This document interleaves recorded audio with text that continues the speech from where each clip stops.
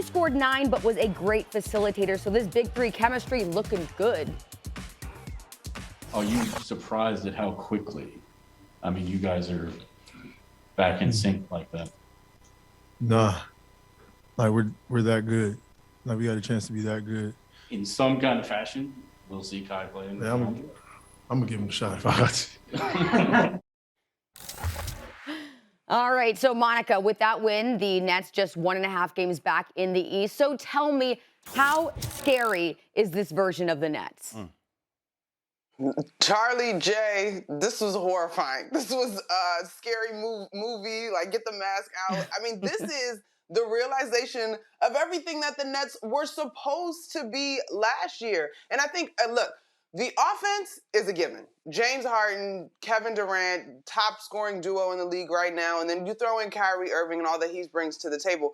The scoring is a given. But what most impresses me, Jay, is what they're doing defensively and the way that these role guys have continued to emerge. Kessler Edwards, Cam Thomas, not that you need a ton from them, but they are in exactly the right place. They're learning day to day by playing alongside of these superstars and they're executing to a T. In that third quarter, Jay, I'm watching, and I think over the course of 4 minutes, the only open look, the only clean look that the Nets gave up to the Bulls was, I believe, a Vucevic three from the top of the key. Otherwise, they were swarming defensively. They had consecutive possessions where they got defensive stops that are high level with block shots or, of course, defensive rebounds, which still count. And so to me, you talk about this team leveling up on the defensive end and putting it together. I thought that the Brooklyn Nets were special with or without Kyrie. With Kyrie, oh, my goodness.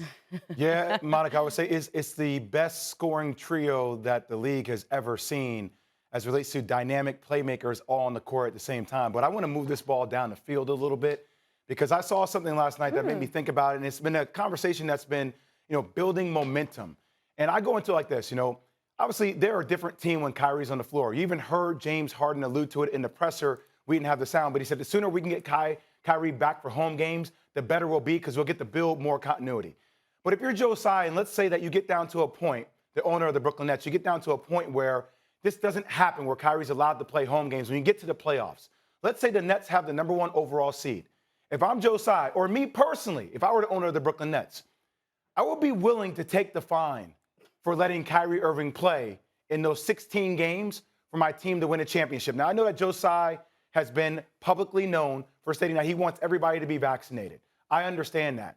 But first off, I think the rule is a little bit, it's blown out of my mind. It's so silly that players who are unvaccinated can come in and play inside the Barclays Center. That makes no sense. Or Kyrie last night, who's unvaccinated, can then come in, play in the United Center. But if you're a part of the home team, you can't play. Do you know what the fine system is, Monica, for this? The first time the player plays, so if Kyrie were to play, they get a slap on the wrist. The second time, it's a $1,000 fine. The third time, it's a $2,000 fine. The fourth time, it's a $5,000 fine from every point moving forward.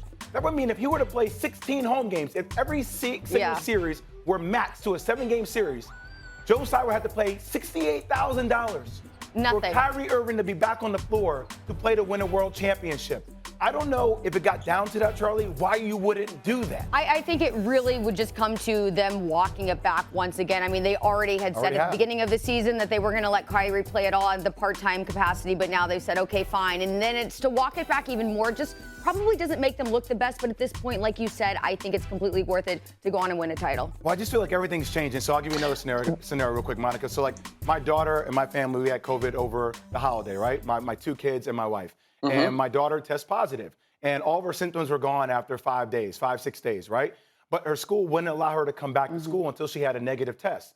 Well, now the school is sitting there saying, well, she's showing those symptoms, and she's still positive to a degree, but we'll allow her back to school. So I don't know where we're going to be in 2.5 months from now. Maybe the league will let it go and we'll let players play who are unvaccinated in different cities, not the league, the cities, actually, the municipalities in these different cities, Chicago, New York, LA. Well, we have a new mayor in New York City now. Things can change. Things could definitely change.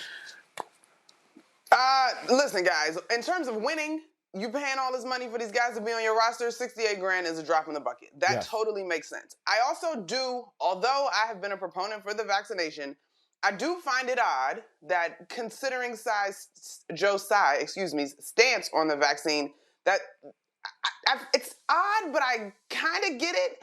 I think it's unlikely that an owner draws their line here when you talk about a championship that is not just in the conversation, but is legitimately within the grasp of this roster as currently constructed.